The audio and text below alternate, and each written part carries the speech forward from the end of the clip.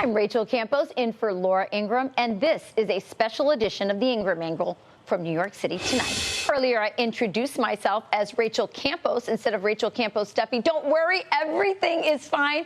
Sean and I are still together. We have our podcast from the kitchen table. It was just a bit of nerves. I didn't divorce Sean live on the air, so sorry, Sean and the kids. That's it for us tonight. I'm Rachel Campos-Duffy in for Laura Ingraham. So, ladies, don't get too excited. Sean's not on the market. He's off the market. He's mine. That was so embarrassing. And I started to get, first I got a text from Sean. So you didn't realize it? I had no idea. I was nervous. I must have, just forgot to say my name right. And then Sean wrote, I get a text from Sean on the commercial break, and it says, is everything okay? And then all of a sudden, should I be concerned? That's what he said. Should I be worried? And then all of a sudden, people started texting and on social media saying, oh my God, please, I hope this isn't what I think it is. And so then the producers are like, well, let's just have fun with this. So I'm driving back with the kids in the car. I'm going back from Wisconsin to New Jersey, and I'm listening, and I'm like, listen, she's Rachel Campos. It was like a glaring mistake for me. I'm like, what the hell is that? There was no Duffy in here? And I've been gone for 8 days. I'm like, do we have a problem? I mean, you're not Rachel Campos-Duffy any longer? You're driving kids. Text mom. Do we have a problem? By the way, I was driving, and I did the voice to, the Siri, hey Siri, right? So I was not texting and driving my kids. But it was like, great. Thanks for clearing that up. I was like, hey, great job for a segment. By the way, what the hell is up with this? Well, Sean, we're glad to have you on the show. We want to get you in on this as well. So apparently Congress is being briefed on this. Lawmakers are getting briefed on the so-called potential risks of keeping secret documents at Mar-a-Lago under President Trump. This is the same time that the judge is announcing the intent to appoint a special master. By the way, Rachel, Rachel asked me about special. I do have insight now. Do you have insight on the role of a special master? Of Rachel being a master's degree in special that I heard earlier. Listen, this is new to me, but I think we can deduct what's happening with the special master. The FBI has taken all the information, and you made this point earlier. Of course, they looked through all the documents. Yeah. They're probably going to copy the documents, so a special master will go through them and give them the documents that the FBI is not entitled to back to Trump.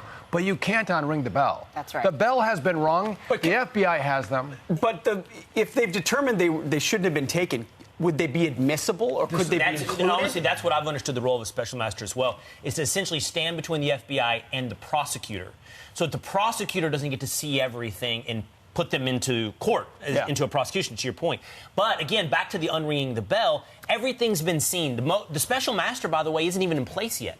So you think the prosecutor's not also a part of that? Like the potential prosecutor, the DOJ, looking through everything? Yeah, so listen, first of all, I think that they're going to see the documents, and the documents can lead them to other evidence, to other searches, which, again, that's the ringing of the bell that you can't undo. Yeah. And I think, obviously, judges, if there is a prosecution, will decide, what is admissible and what isn't. But, again, I think as part of the search, if there's any evidence of any other crime, they're entitled to take. And we see the view of the FBI and the DOJ seeing evidence of crime is very broad. I mean, the fact that they went and took top secret classified documents. By the way, remember, Hillary Clinton had classified documents on her server that weren't marked classified.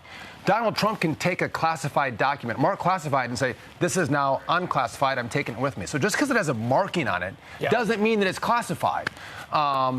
And so, I think the special master is good news, but I don't think it's going to do a lot for the DOJ, not seeing the information that Trump doesn't want them to see. But you mentioned the fact that they're going to go have a briefing with DNI and the Congress. Listen, this is all a show. This is all so Adam Schiff can go, oh, this is a threat to national security. Absolutely We need to go. Donald Trump's a threat to democracy. You don't want to reelect him again. He is bad for America. Listen, this is showmanship. It's a show. The one thing I can't wait for is when Kevin McCarthy is the Speaker of the House. I hope he takes Adam Schiff off the Intelligence Committee. That he does what Nancy Pelosi has done to Republicans, taking them off committees. That's where we are. Yeah. Take them off. That's the tip for chat that we're starting. By the way, we have a podcast, as you know. It's called From the Kitchen Table. We're 2 times a week. We have a great episode on with Kat Kamak and also Batya Ungar-Sargon.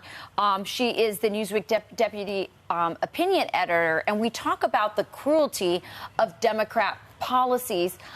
Take a listen. I think it's a great episode.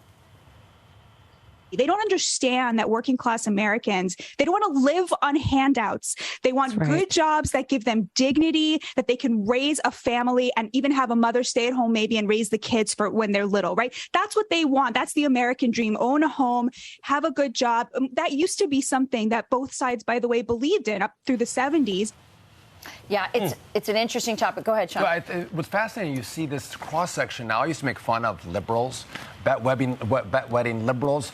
You see this cross-section of conservatives and liberals coming together, not the leftists, not these radical Democrats, but true liberals who believe in these concepts of free speech, that we look out for people who are in the lower incomes, middle incomes. We want to give them a hand up with opportunity and jobs.